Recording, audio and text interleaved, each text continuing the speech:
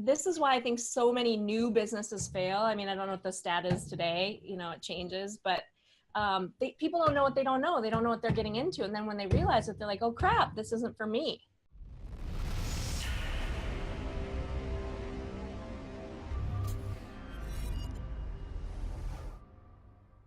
Welcome to the Unstoppables. I'm Bill Wooditch, and you're at the place, on the station, the network that can turn those intentions of yours, those ideas, you know, the dreams, the wishes, the hopes, the aspirations, into reality. And today's guest is Michelle McGlade. I loved her so much. We did this about 2 months ago. Yes. Days ago. Wow, and my heart was pining for her return. She has graciously accepted my invitation. Michelle, welcome back to the show.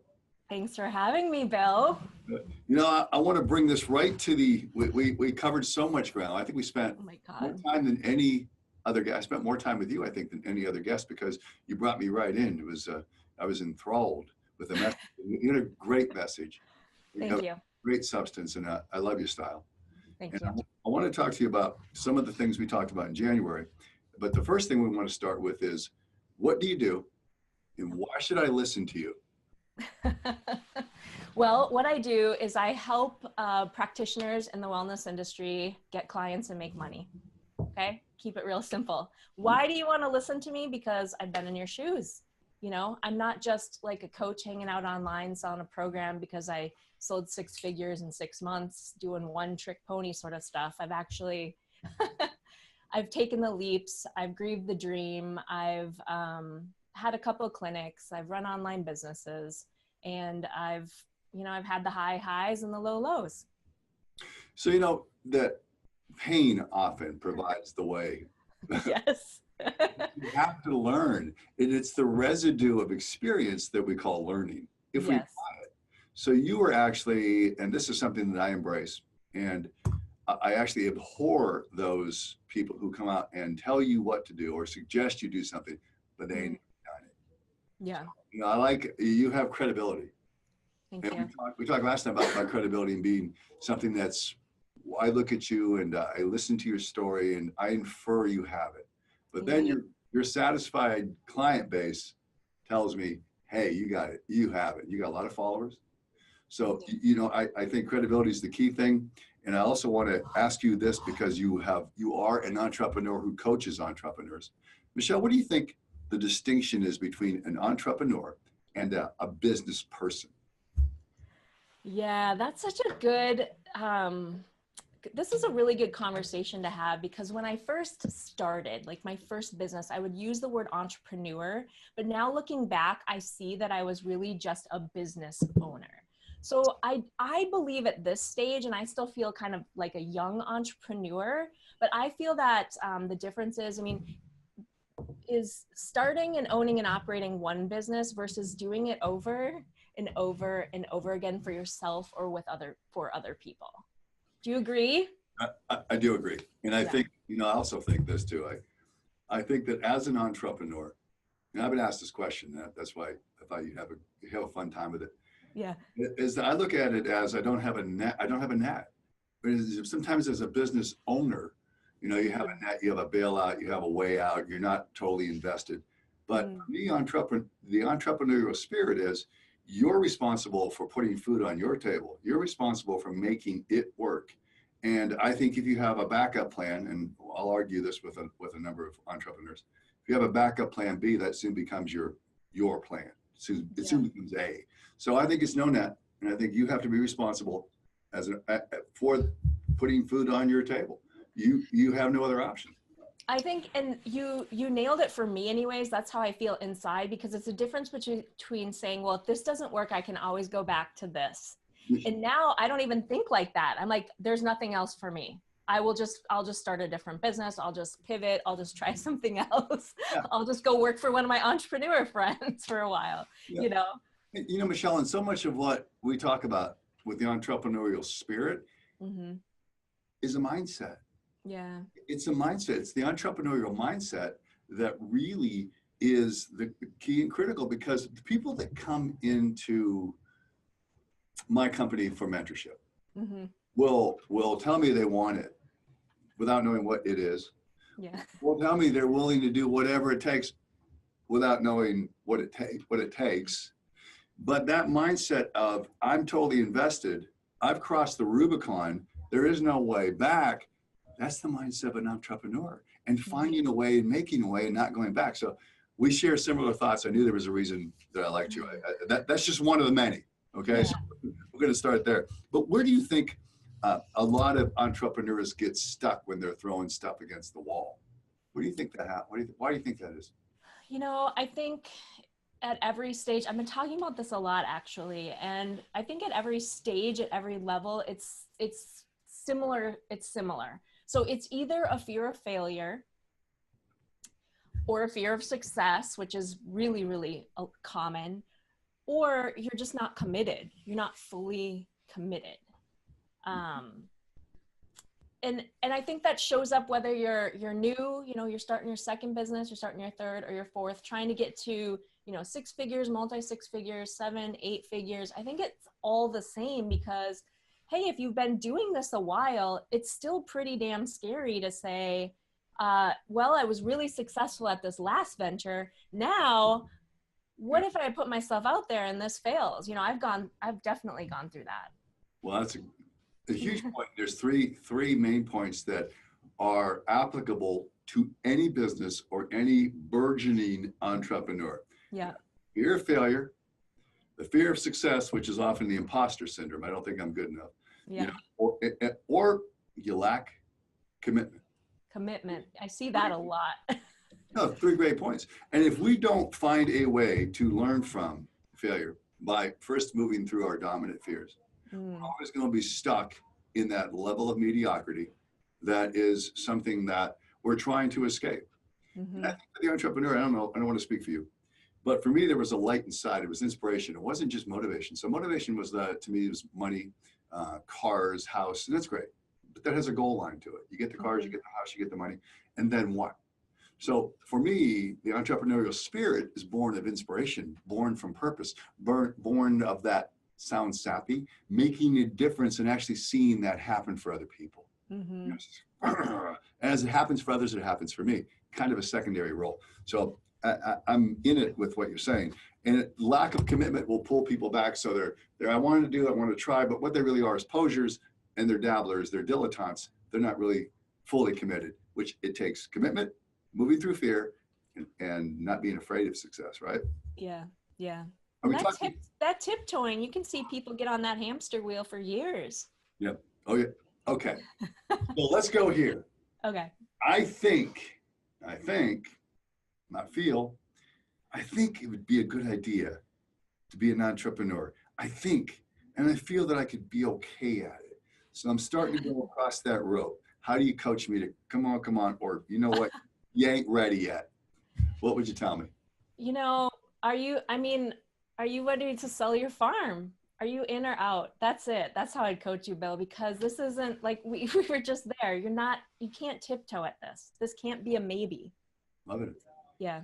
Are you ready to, you can sell your farm, but you don't want to sell your soul, right? That's right. That's right. That's a Sell your farm. big difference. I said this on Steve Harvey. It was it was like the 3rd episode I did with Steve Harvey. And we talked about a boat and a dock. And you got to be able to jump, and his thing is jump, on that boat. You know, where you put 1 foot on the dock, Michelle, you got 1 foot on the boat's always leaving, boat of opportunity, you end up in the water. You gotta jump. Yeah, and then are you going to be able to swim like hell to get back in that boat? That's the difference. You know? Or are you just going to give up and drown? Or you're just going to sink, swim with the sharks. And the thing is that this is why I think so many new businesses fail. I mean, I don't know what the stat is today, you know, it changes, but people don't know what they don't know. They don't know what they're getting into. And then when they realize it, they're like, oh crap, this isn't for me. You know, you just came back from Costa Rica. I said we, so they're going to think that we have something going on. I want to rephrase that. You just came back from Costa Rica, right? We talked about that. We talked about this off air. So we talked about the monkeys and we talked about the spiders. But did you go for work or did you go to get a break? I went for a break. Great. How important is it to take a break off the line, to really take a break and get the hell away from it? It's everything. It's everything. One of the gals that I work with on some of my marketing, she's like, you didn't post any pictures. I was like, I was detoxing from social media. It's okay for me not to be present every single day. And, you know, I learned this the hard way. So I didn't get this right the first time around. So I'm really passionate about talking about this, about teaching my community about creating a business that fits the lifestyle that you want, because you can go all in and you can go really hard, but it will be at the expense of your health, your relationships, your bank account, all three, all of the above. And No, so taking a break is huge. That's when you get perspective, and that's when you get creativity, and that's when you get clarity. bang, bang. I think it's reflection, appreciation, and then you're looking to see what's next. And you better refuel. Yeah, you have to. And I'll tell you this, I'm so I'm so in tune with that now. Like I'll even, you know, not work, just take days off when I'm feeling a little bit too like amped up, just so I can like step back and get clarity. And usually you're definitely more productive when you do that. Absolutely. Yeah. I think that's a huge point, huge point. And I want to ask this as a rhetorical question, and I had to talk about this with some people at 10X, is that what is the purpose of the exercise? And you just mentioned lifestyle options. To me, that's the purpose of the exercise. The exercise being whatever it is we do. So we're able to enjoy a more full, more rich life, spiritually, emotionally, intellectually, physically. And that means we have to know when to take a step back and quit thinking about, I always got to be grinding. I'm on 4 hours of sleep and I want my badge of courage and honor. And all you're going to do is get burned out. Yeah. That's effective. And I have the power. I mean, I was trained like every other person. You know, I was in corporate America a really long time, and the badge of honor was how many hours did you work? How late did you stay up with all the guys and gals at the bar? You know, I mean, that was the lifestyle. And so I just basically applied the same lifestyle when I started my first business, instead of thinking, hey, I'm in charge right now. What do I want? You got a corporate America story that just, it now resonates. Okay. I'll tell you how long you stay at the bar until they kick you out. Till last. I started at Liberty Mutual, and they used to send us through these training classes. And the non-negotiable is this: you can party as long as you want. These different, we're just kids, you know, and we all get these, you know, these ids are out of control and the egos are with it. And if you don't make that class at 8:30 sharp, they fire you, send you home. Oh yeah. You can do as much as you want. You gotta have toothpicks, keep your eyes open, but that's corporate America. So let's segue into corporate America. Tell me what you did in corporate America. Well, you know, I started right out of school as a financial analyst. So I thought, you know, I was good with numbers. I thought that's what I wanted to do, but it was so boring. Like it was just like sitting behind a computer all day with other people who love numbers and spreadsheets and pulling all-nighters at the end of the year and the end of the quarter. And so I was in a position in a really great company that supported lateral changes. And I ended up, you know, I was working with sales management at the time, and they said, hey, you'd be really good at this. I was like, that sounds like me. I'll try that, which is so hilarious because I'm just really actually shy, very introverted. No. You know, yes, but I've learned over time how to turn it on and turn it off. And so I said yes. I moved across the country. I took this job in Colorado, and that started my career in really partnership management and strategic alliances. I'm going to do this for the audience. Yeah. Shy, introverted. Yeah. It comes off with this tremendous air of confidence. How do you start to work on that, if that's the right terminology? How do you start moving toward, you know, you're shy, you're a little bit reluctant, resistant. How did you come through that? Yeah, my breakthrough was really in high school. So I was like the kid that, I mean, I wouldn't look you in the eye. I wouldn't communicate anything about how I felt or what I thought to even my parents or my grandparents. I didn't want any spotlight shined on me. And because of that, I had a lot of emotions, honestly, stored up inside of me. And the creative outlet that I found was to go be on stage, because then I could like be a different person.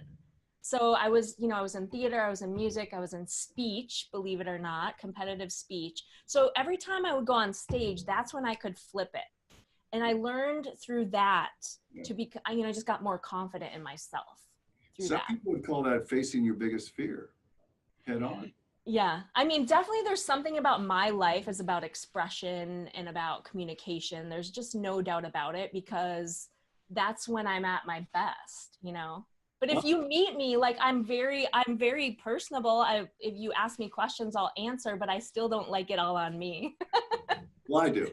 So you ask me, it's not going to be all about me. But eventually, this is going to be all about me on the show. So I'm going to That's just, right. right now, I'm working. Right. But That's why I don't mind being on the show. It's like all about, no, I'm just kidding. well, let me look at you now. You're looking right at me. You have great eye contact. You're coming across. You got confidence. You've got power. You got substance and style. Woo, man, you're bringing it today. So tell me where we find you, because you've intrigued me. You intrigued the audience. They're asking me questions. Where can I find you? I'm pretty much all over. I mean, my launching ground is my website, which is michellemcglade.com. Michelle McGlade. That's that 2 L's. Yes, 2 L's. Yes.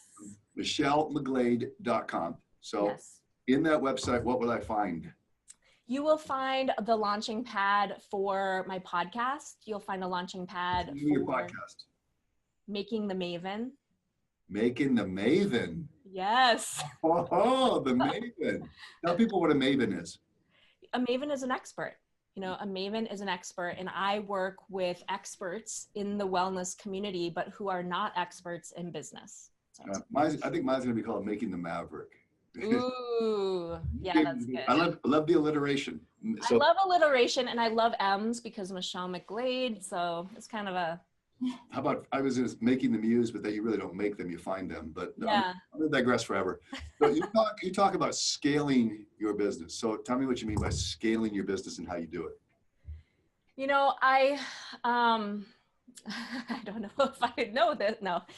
What I'm talking about when I talk about scaling your business is I'm talking about taking it from kind of that hustle, that first initial hustle, which is required, by the way, for everybody. Everybody needs that one-to-one hustle, no matter what type of business you have, no matter what stage. But taking it from the hustle and automating and creating process and procedure around some of that. Because here's the thing that I learned. I'm a great hustler. Like, I'm great at putting myself out there. I know how to go shake hands and kiss babies, right? Mm-hmm. But I had no back end automation. I had no way to scale myself. I just had an ongoing wheel of how to make myself work over and over and over again. And I think there's a great distinction there. Yeah. Between hustle and frenetic activity without direction. Yeah. And I think you are absolutely correct based on my experience. So maybe my confirmation bias. Mm-hmm. I'm going to say, initially I had so much energy, imagine this, that I was frenetic and I was like, you know, it was 20x things. And I was just, I had so much energy, but no process. Yeah. You don't have a process born of your experience, and a process that's effective. Effective means you get the result, the intended result, with less of the frenetic energy, because you're putting more time into getting to that result instead of all the activity around it. I mean, activity by default will produce results, but then how do you scale that? You can't. You'll just run yourself to the ground. And activity for the listener by default to me means you can have a ton of activity, which is what it is all about with me. In my book, Always Forward, activity does rule success. So you have to keep that activity base at a very, very high level. You have to have that, because people die, people move away, people leave you, things change. That's just life. Yeah. But you have to have that at a very, very high level, the activity. But it has to be directed toward that result. So I'm with you on that in scaling. Yeah. I like that. You have tight deadlines. We all have tight deadlines. How did you learn to deal with tight deadlines? And then I'm going to tell you where deadlines came from.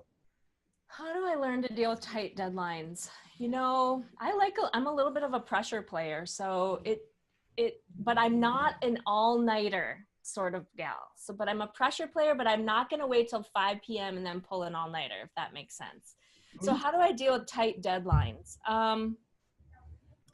I get focused. So here's what I do. I get really focused on the most important tasks. Mm-hmm. And I give myself deadlines on how much time I have to complete each of those. So if I have 3 major things to get done on a deadline, and I've got 6 hours, I get 1 hour for this, 2 hours for this, 3 hours for this, and that's it. Done is better than perfect. I'm shit. Well, you know what? I learned this a long time ago that perfect is the enemy of good. And all we can ever hope to be in this life is good. We're never going to be perfect. You think about that in a metaphysical sense. Yeah.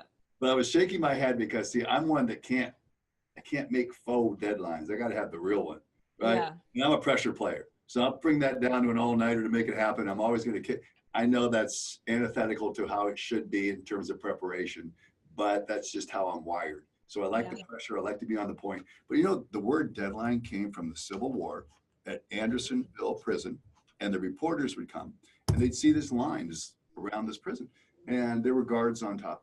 And they said, "What is this line?" And they said, "That's the deadline," meaning that when the prisoner got to that point, that's where they got shot. So the newspapers started using the word deadline, and that's where it came from. How do you know this? Because I know just enough about a lot, but not a whole lot about. It's just that. And I hear giggles in the background too. It's just my ADD. Sometimes it's out of control, and I just. Let me just look up. I don't have a deadline today, so let me just look up what deadline means. Go ahead and look that up. You know, no. It was in reading, and I was reading this book about the Civil War, and it came up, and I was like, wow, that's great. It's great. And so that's one of the ways I connect with people on random thoughts like that, because I have a very shallow base of, like, I can't dive deep in too many areas, but I can go pretty broad. So you're in Minnesota. So if I was talking to you about Minnesota, I'd talk about the weather, of course, the football teams. I'd talk about, you know, the fishing in Pennsylvania, and where it was similar with the walleyes and the muskies, maybe. So we got to find a connection, you know? That's right. That's right. I was going. I thought you were from Canada, but say. Oh yeah. Oh yeah. You are from Canada. So how do you quiet that noise of the fear of failure? I didn't say eliminate. How do you quiet it? You know, I'm just going to tell you I heard, how do you quiet? And I was just like thinking you're going to say my mind. And I was like, Bikram yoga. It's the only thing that shuts my head up. Getting out of my brain and into my body. But like the fear of failure, how do I quiet that? There's a couple things that help me. I'm not going to say I'm immune to it. Like, it comes up. I've been talking actually about fear quite a lot lately, and taking action always solves the problem for me, and reconnecting with my people, you know, because that's why I'm doing this. Like, it really is for people. Like, I'm not just sitting behind a camera trying to make millions, you know, and not connect. I really love to connect with people, and I want to help them. And so anytime I'm feeling that way, going back to the tribe that I have takes the edge off, for sure. No, and I think it's an important distinction between the intellect, the mind, which you understand, and the body, and even more so the emotional bandwidth. Because I always tell people in the gym that are overtrained, you know, you're overtrained. You can intellectually understand that you need to pull off the line, go to Costa Rica and play around a little bit, or get out of the mirror, step back. You got it. But emotionally, when you're looking, you're thinking, hey, you're feeling, I'm cheating myself. I gotta get in the next day, and you're working against yourself. And the mind, when you were talking about quieting your mind, you know, the Buddhists will say that we're like monkeys on the vine with all of our distractions. So we're just like, our distractions here in the Western world are all like monkeys on a vine. We swing from one to the next. Here's our phone. Here's this deadline. Here's this commitment. And we're all out of joint. So I think what you said about quieting the mind overall with yoga is a great way to do it. With meditation, great way to do it. Yeah. Because you have to be careful. When you start falling into this trap, you start making yourself really busy. And busy does not necessarily mean productive, and busy doesn't mean results. You start focusing on all these little things that don't matter, like, oh, I need to change, you know, the tech platform I'm using for my webinars or email marketing I mean, you start coming up with projects that don't even matter and certainly aren't going to get results. Would you agree that part of busy for some people is a distraction from or an avoidance of fear? Yes, it's a self-sabotage game. Yeah. You know, it's funny because I see salespeople in the environment, and they're making files, or they're in the break room and they're not doing the thing that makes them money, but which puts them in the face of rejection and fear. And that's meeting people they're getting on the phone. So, Yeah. it's interesting how fear comes in with its insidious tentacles and can choke the life out of your career. It really can. Yeah. You It know, can. And it can be like, well, until my website's perfect, or until, I just don't have enough time. Like, I don't have enough time. Like, there's all these excuses. I was just talking to a gal yesterday and I'm like, there it is again. I said that. I'm just like, there it is again. You keep telling yourself all of these reasons why you can't, instead of just taking some action towards what you want. well, the action part is to me huge, and it's part of something else that I think many of us do. I think it's human nature, but we worry. So I always use this metaphor. Worry is like a rocking chair. You can do it, but you're not going to change the outcome. The only thing that will change the outcome is action. Yeah. And you generally take away from your energy to act if you're sitting there enervated, tired out from too much worry. You're just eroding your emotional capital to take an action. So I'm huge on overcoming worry by doing something. You talk about perfect and good, get in play, figure it out on the fly, because it ain't ever going to be a perfect time. That's right. Now you're firing me up. Maybe it's you. Caffeine. Michelle McGlade, how do you define success in your terms? Yeah, that's the key right there. I just want to point that out, that what success looks like for me is different for, it's different for every single person. I think that you need to get in tune with that for yourself. But for me, it's having a successful business, but not at the expense of my lifestyle. It's really that simple. So on one hand, creating the business that supports the lifestyle I want, but a successful business that's making the money to support the lifestyle that I want. Boy, Sorry, you cut out there a little bit. no, it was just me being rude. I said I'm right there with. I said I'm right there with you. Yeah. Often I did this so wrong. I mean, it's so obvious to me now, but I just didn't even think about it. I thought, I want to start a business. Here's the kind of business that looks like everybody else is doing, so I'll go do that. And it was really successful. And then I hated it because I was a slave to a location when I had previously, for the, like 15 years prior, been traveling and moving all over the country. And now I just put myself with like a ball and chain into one spot for the rest of my life. And I thought I was going to die. no, and you don't. I use the same terminology, but you don't want to be a slave to that which should provide for a better way of life. And it's especially true of owners who think that they own a business. At the end of the day, the business owns you, because you're never really going away. And it's not going away. And you don't have, as soon as I got this, Michelle, I was free. You don't have employees, you are the employee. So you are working for the business. I just learned that. So that became more, it was a mindset shift for me, but boy, did it become more liberating to me. And I think that I'm with you on that definition of success, that to me, it's the realization of a worthy endeavor. And I've always said that, and that's kind of I'm purloining something from Earl Nightingale. But when I was a kid, I always said it's the realization of my own expectation. And just went from there. It wasn't measured in money. It's always someone with more. That's zero sum. It was measured about, in my own way of, am I raising that bar and achieving what I want? And what's really interesting is, like, I never even dreamed this for myself. Like, I didn't have entrepreneurs in my family. People didn't own their own business. I had no idea about this stuff. It just, as I hit the success level that I was looking for, it opened my mind to saying, what else can I do? Michelle McGlade knows the difference between hustle and frenetic energy, focus on priorities, and she quiets the fear of failure by taking action and connecting with people. That makes you unstoppable. Yes. Yes. Being unstoppable, we've all had this as part of I think the rite of passage from good to great. And I think, but what is your one defining moment? One.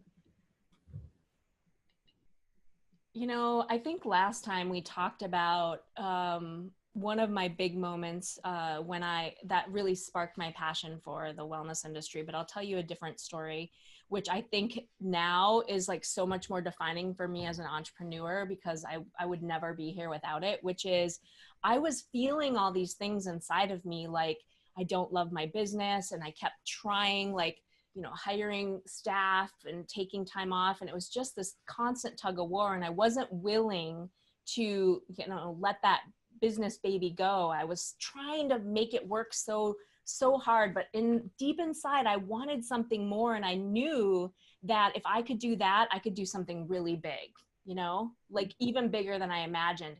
And the defining moment was, I was finally, like, I was getting awards. I was being written up in magazines locally for my business. And my dad got sick and passed away. And that was the defining moment, because I said, holy Jesus, I hate where I started looking at my life totally different, and started to get really honest with myself about what I really wasn't loving, and that I had the right, I deserved to want more for myself. And I felt guilty about that for a really long time, because, starting a business, like your first business, puts a lot of pressure. Like, it's a big leap to leave, a good income, a very solid income, and then to do something. So it was in my mind, and then to have success. I had great success very early and very quickly. So who was I to want more than that? I mean, that sounds crazy. I was living the dream, but I wanted something bigger. I think sometimes we have to let go to gain. And I think that's huge. And also what you're taking was as an object lesson really from your father's passing, is that time is ephemeral. Time is short. And we only have so much time. And so many people that I know live their lives as if, and the as if is that they're going to live forever. Mm-hmm. Do it tomorrow. We'll tell that person we love them, next week, or we'll get a real job, find our real purpose, or start our business when we're perfect, when we're ready. And those things never happen. No. Rarely happen, if ever. And I think that defining moment is very powerful. Yeah. And one that's propelled you to this point, just like I said, made you unstoppable. Yeah. And I mean, and now, like, I do feel like more of that true entrepreneurial energy inside of me. And I see that that's who I really am.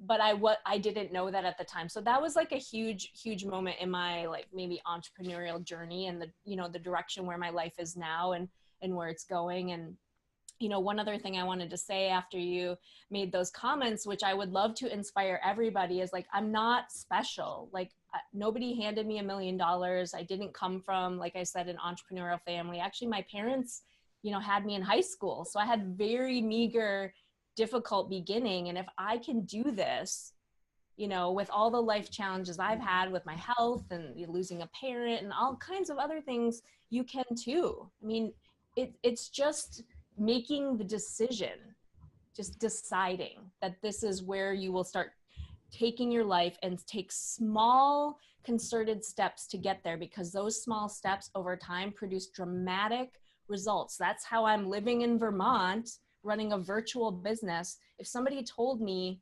3 years ago, that's what I'd be doing, I would have said, I have no freaking idea how that's going to happen.